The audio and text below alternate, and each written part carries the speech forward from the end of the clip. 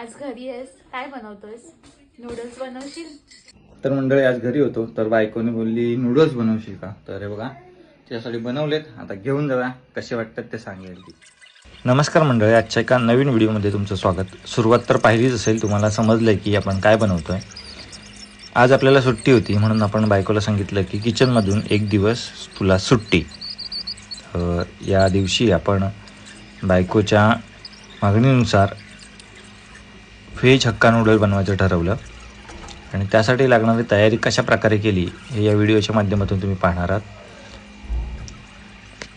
तर आजच्या दिवशी आपल्याला नूडल्स बनवायचे आहेत. नूडल्स पहिले मी बॉईल करून घेतले, गार्लिक व्यवस्थित पील करून घेतली, मग तिला चॉप करायचं होतं कारण सोललेली गार्लिक आपण मागवली नव्हती, त्यामुळे आपण स्वतः गार्लिक मस्त सोलून घेतली.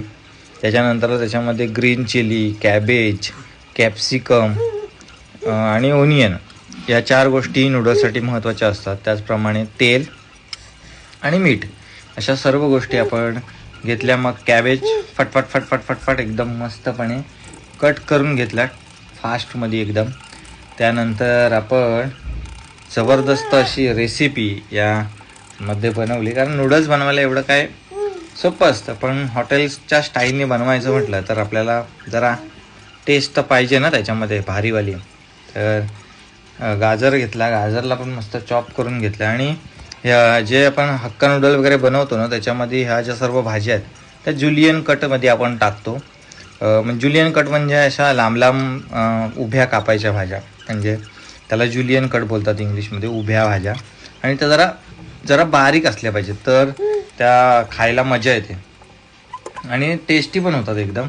आणि जर जाड राहिल्या ना तर लगेच त्या शिजायला पण वेळ लागतं, कारण आपल्याला नुसतं फ्राय करायच्या असतात ना ऑइलमध्ये, तर त्याच्यामुळे ती गडबड होते. जर आपण अशा बारीक जर भाज्या कापल्या ना जुलियन कट, पण तो बारीक, तर आपल्याला त्या फ्राय करायला जरा मस्त होतात.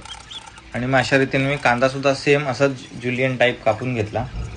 मग आली कॅप्सिकमसुद्धा अशीच, म्हणजे भोपळी मिरची ग्रीन हिरव्या कलरची, ती सुद्धा अशी बारीक बारीक बारीक बारीक बारीक बारीक cut cut cut cut cut cut cut cut cut cut cut cut cut cut cut करून घेतली. आणि मग आपल्यासमोर तुम्हाला सॉस दिसत आहेत चिंग्सचे, असे ते 3 प्रकारचे मी सॉस घेतलेले. Red chilli sauce, soya sauce आणि शेजवानसुद्धा घेतला होता, कारण जास्त प्रमाणात शेजवान आपण घरी नाही बनवू शकत. शिवसुद्धा मध्ये मध्ये येत होता. मग गार्लिकसुद्धा चॉप करून घेतली, मग ग्रीन चिलीसुद्धा फाईन चॉप करून घेतली.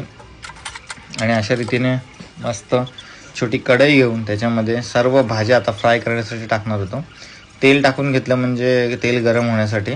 आणि स्प्रिंग ओनियन हा महत्त्वाचा असतो चायनीजमध्ये भाग, तो स्वच्छ धुवून घेतला. आणि त्याचा थोडासा जे टोकरीवरचे भाग असतात ते सुद्धा खराब असतात. तर बघू शकता कशा प्रकारे फोडणी देतोय.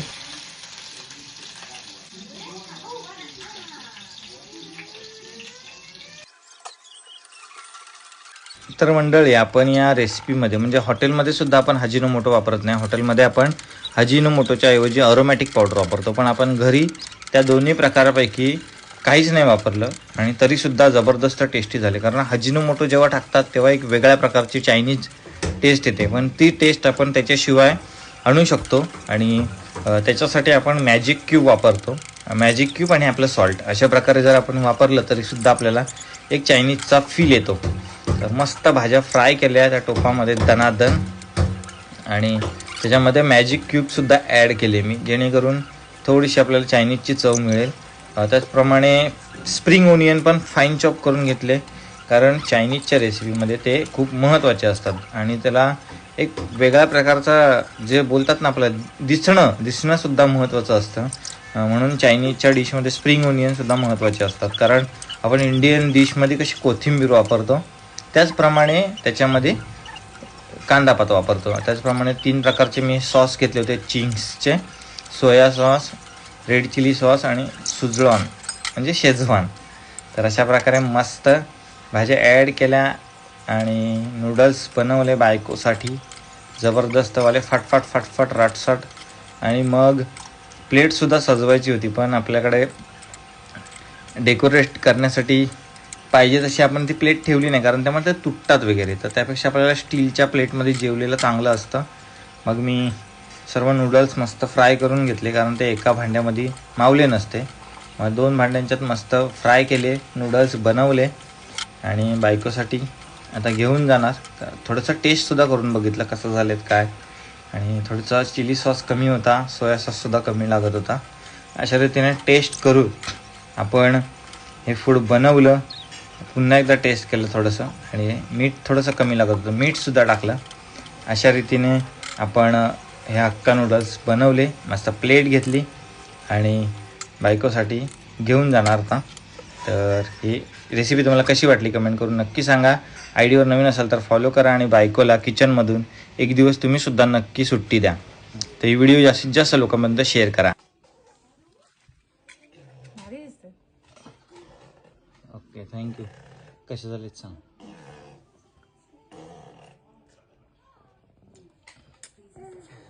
छान छान वा, हॉटेलपेक्षा पण भारी वाटलं. खरंच का?